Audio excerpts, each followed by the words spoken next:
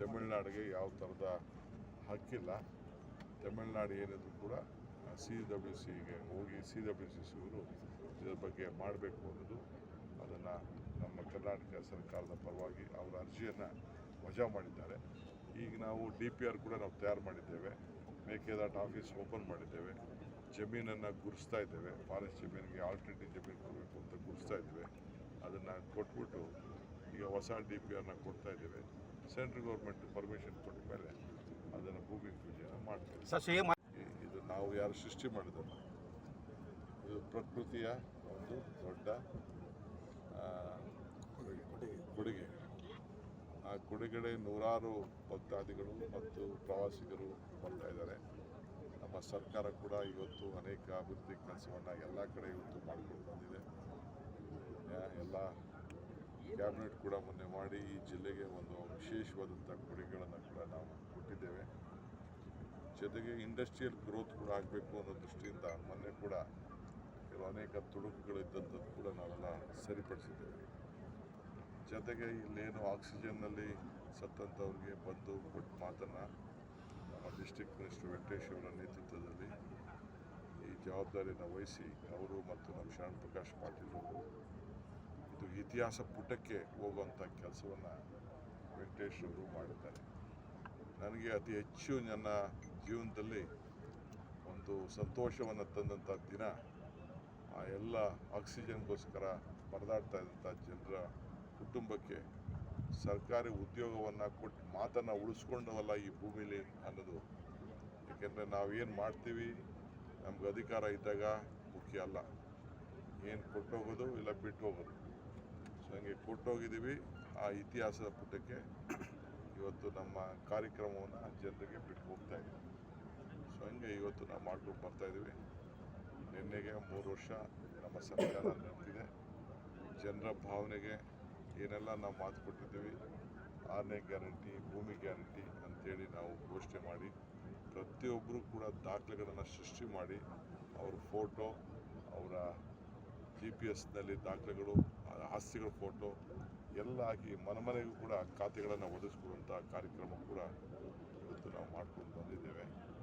ಯಾರು ಮಾಡೋಕ್ಕಾಗಿರಲಿಲ್ಲ ಆ ಕೆಲಸವನ್ನು ನಮ್ಮ ಸರ್ಕಾರ ಮಾಡಿ ಆ ಜನರ ಋಣವನ್ನು ತೀರಿಸುವಂಥ ಕೆಲಸವನ್ನು ನಾವು ಮಾಡ್ತಾಯಿದ್ದೀವಿ. ಇನ್ನು ಮುಂದಿನ 2 ವರ್ಷದಲ್ಲಿ ಇದಕ್ಕಿಂತ ಹೆಚ್ಚು ಕಾರ್ಯಕ್ರಮಗಳನ್ನು ನಾವು ರೂಪಿಸ್ತಾ ಇದ್ದೇವೆ. ಒಂದೇನಪ್ಪ ಅಂದರೆ ಈ ವರ್ಷ ಕಳೆದ 3 ವರ್ಷ ಭಾಳ ಚೆನ್ನಾಗಿ ಮಳೆ ಆಯಿತು. ಸದ್ಯಕ್ಕೆ ಇನ್ನು ಮಳೆ ಬಿದ್ದಿಲ್ಲ. ನಾನು ನಮ್ಮ ವೆಂಕಟೇಶ್ವರು ಮಾತಾಡ್ಕೊಂಡು ಬಂದು ಈ ವರ್ಷ ರೈತರನ್ನ ಹೇಗೆ ಕಾಪಾಡಬೇಕು, ಕುಡಿಯೋ ನೀರು ಸಮಸ್ಯೆ ಹೆಂಗೆ ಬಗೆಹರಿಸಬೇಕು ಅಂತ ಕೂಡ ಚರ್ಚೆ ಮಾಡ್ಕೊಂಡು ನಾವು ಬಂದಿದ್ದೇವೆ. ಸುಪ್ರೀಂ ಕೋರ್ಟಲ್ಲಿ ಒಂದು ಬದ್ಧತೆ ಇದೆ, ಆದೇಶ ಇದೆ. ನೀವೇನಾದ್ರು ಮಾಡಿ 177 TMC ನೀರನ್ನು ಕೊಡಲೇಬೇಕು ಅನ್ನೋದು ಕೂಡ ಇದೆ. ಇದನ್ನು ಹೆಂಗೆ ಬಗೆಹರಿಸಬೇಕು ಅಂತೇಳಿ ಈಗ ಮುಂದಿನ ದಿನದಲ್ಲಿ ನಾವು ಚರ್ಚೆ ಮಾಡ್ತಾ ಇದ್ದೇವೆ. ಸೊ ಮಾಧ್ಯಮದವ್ರದ್ದೆಲ್ಲ ನಿಮ್ಮದು ಕೂಡ ಸಹಕಾರ ಇದೆ. ಈ ದಕ್ಷಿಣ ಭಾರತದಲ್ಲಿ ಕಾವೇರಿ ನದಿಯ ತೀರದಲ್ಲಿ ಈ ಒಂದು ಐತಿಹಾಸಿಕವಾದಂಥ ಜಿಲ್ಲೆ, ಧಾರ್ಮಿಕ ವನ್ಯ ಪ್ರದೇಶದಲ್ಲಿ ಅಡಗಿರೋಂಥ ಇದೊಂದು ಪುಣ್ಯ ಭೂಮಿ. ಮೊದಲಿಂದ ಕೂಡ ಈ ಜಿಲ್ಲೆಗೆ ಯಾರು ಭೇಟಿ ಕೊಟ್ಟರೆ ರಾಜಕಾರಣದಲ್ಲಿ ಅಧಿಕಾರ ಕಳ್ಕೊಳ್ತಾರೆ ಅನ್ನೋದು ಒಂದು ಮಾತಿತ್ತು. ಅದೆಲ್ಲ ಮೌಢ್ಯ, ನಂಬಿಕೆ. ಎಲ್ಲಿ ಭಕ್ತಿ ಇದೆಯೋ ಅಲ್ಲಿ ಭಗವಂತ ಇದ್ದಾನೆ. ಇವತ್ತು ಮಲೆ ಮಹದೇಶ್ವರ, ಈ ಮಧ್ಯರಂಗ, ಸಿದ್ದಪ್ಪಾಜಿ, ಬಿಳಿರಂಗೇನಕೆಟ್ಟ, ಗೋಪಾಲ ಸ್ವಾಮಿ, ಇವೆಲ್ಲ ಈ ಪುಣ್ಯಕ್ಷೇತ್ರಗಳು. ಆಮೇಲೆ ಚಾಮುಂಡೇಶ್ವರ ಇದ್ದೀನಿ, ಇವೆಲ್ಲ ಪುಣ್ಯಕ್ಷೇತ್ರಗಳು. ಎಲ್ಲ ಜನ ನಡ್ಕೊಂಡು ಅವ್ರದ್ದು ಆಸೆ ಆಕಾಂಕ್ಷೆಗಳನ್ನು, ನೆಮ್ಮದಿಯನ್ನು ತೀರಿಸ್ಕೊಳ್ಳಿಕ್ಕೆ ಇಲ್ಲಿಗೆ ಬರ್ತಾರೆ. ಪ್ರತಿ ವರ್ಷ ಶ್ರೀರಂಗಪಟ್ಟಣ, ಮಧ್ಯರಂಗ, ಅಂತರಂಗ ಈ 3 ಕಡೆ ಕೂಡ ಬೆಳಗ್ಗೆಯಿಂದ ಹೊತ್ತು ಮುಳುಗಿ ಒಳಗಡೆ 3 ಪ್ರವಾಸ ಮಾಡೋಂಥ ಒಂದು ಪದ್ಧತಿಯನ್ನು ಕೂಡ ಇಟ್ಕೊಂಡಿದ್ದಾರೆ.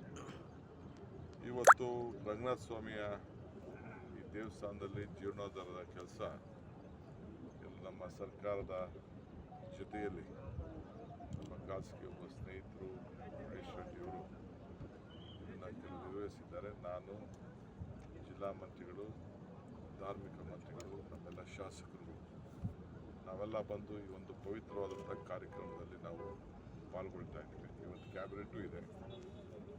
ಆದರೂ ಕೂಡ ಇವತ್ತು ಜನರ ನೆಮ್ಮದಿಗೆ ನಾನಾಗಲೇ ಹೇಳ್ದಂಗೆ ಭಕ್ತನಿಗೂ ಭಗವಂತನಿಗೂ ವ್ಯವಹಾರ ಮಾಡೋಂಥ ಸ್ಥಳ ದೇವಾಲಯ. ಸೊ ಅದರಿಂದ ಈ ಪುಣ್ಯಕ್ಷೇತ್ರ ಯಾತ್ರಿಕರಿಗೆ ಭಾಳ ಪ್ರಸಿದ್ಧವಾದ್ದು. ಈ ಜಾಗದಲ್ಲಿ ತಮ್ಮ ಗೊತ್ತಿದೆ. ಇನ್ನಷ್ಟು ಹೆಚ್ಚಿನ ಮಾಹಿತಿಗಾಗಿ ಫಾಲೋ ಮಾಡಿ ಬ್ರಿಗೇಡ್ ನ್ಯೂಸ್ ಕನ್ನಡ.